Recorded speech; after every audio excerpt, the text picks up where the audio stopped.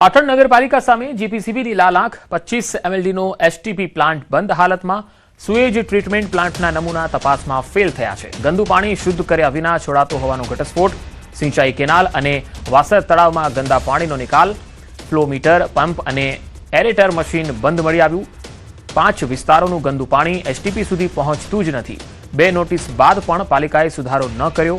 જીપીસીબીનો water act હેઠળ સીધો આદેશ, પાલિકા પાસે 10 લાખની બેંક ગેરંટીની માંગ કરી છે।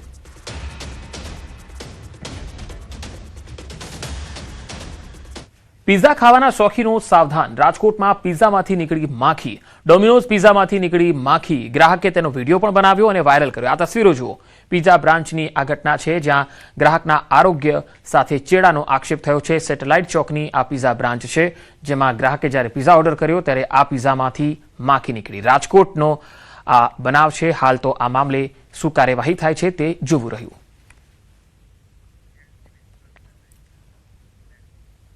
સુરતના ડુમસ પોલીસે રોકાણના નામે લાખોની ઠગાઈના આરોપીને અમૃતસરથી પકડી પાડ્યો। રીપુ સુદાન ખીચી નામનો આરોપી મંદિરો અને ગુરુદ્વારામાં જઈ ધાર્મિક અને અમીર વ્યક્તિ હોવાનો દેખાવ કરી લોકોનો વિશ્વાસ જીતી લેતો હતો અને શેરબજાર અને રિયલ એસ્ટેટમાં મોટા નફાની લાલચ આપીને રૂપિયા પડાવી લેતો। ફરિયાદી પાસેથી 28,13,000 મેળવ્યા બાદ વધુ રૂપિયા માંગવા અને ધમકી આપવાનો આરોપ છે। ટેકનિકલ એનાલિસિસના આધારે પોલીસે તેને અમૃતસરની એક હોટલમાંથી ઝડપી લીધો। અન્ય ભોગ બનનારાઓને આ અંગે તપાસ હાથ ધરી છે।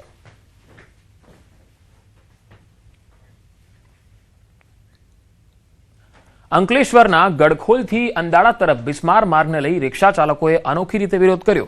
છેલ્લા 15 થી 20 દિવસથી રસ્તા અને સાઈડમાં ખાડાઓ યથાવત રહેતા વાહન ચાલકો પરેશાન થયા। ખાસ તો રિક્ષા અને ટુ વ્હીલર ચાલકોને અકસ્માતનો ભય સતાવે છે। તંત્ર દ્વારા ખાડાઓ ન પૂરાતા રિક્ષા ચાલકોએ ખાડામાં ઉતરીને વિરોધ કરી તાત્કાલિક માર્ગનું સમારકામ કરવાની માંગ કરી।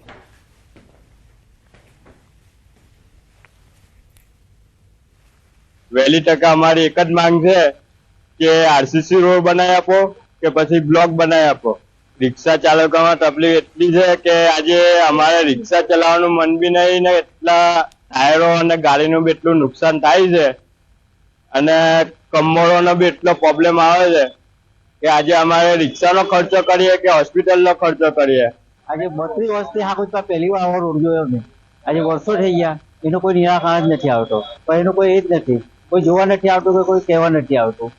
હવે એનું કરવું।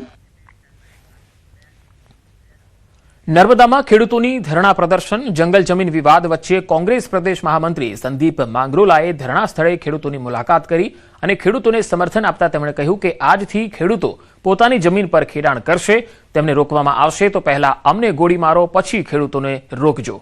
ખેડૂતો સામે કાર્યવાહી થશે તો અમારી સામે પણ કાર્યવાહીની માંગ તેમણે કરી છે।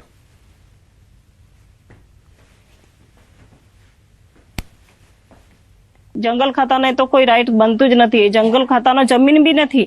જે બી કંઈક ફોરેસ્ટ એરિયાના અધિકારીઓ હોય, સીસીએફ હોય કે પછી એસીએફ હોય, કાન ખોલીને સાંભળી લો, અમે આ જમીન છોડવાના બી નથી અને છોડીશું પણ નહીં।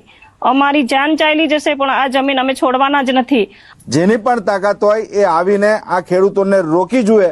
જો રોકશે તો એની સામે કાયદેસરની કાર્યવાહી થશે અને અહીંયા બેઠેલા આ સમાજના અસરગ્રસ્ત ખેડૂતો માત્ર એકલા નથી, અમે બધા એમની સાથે છે અને એમને ધરપકડ કરશે, એમની સામે ગુનો દાખલ થશે। એની પહેલા તમારે અમારી છાતી ઉપરથી તમારી ગોળી મારવી પડશે અને તો જ તમે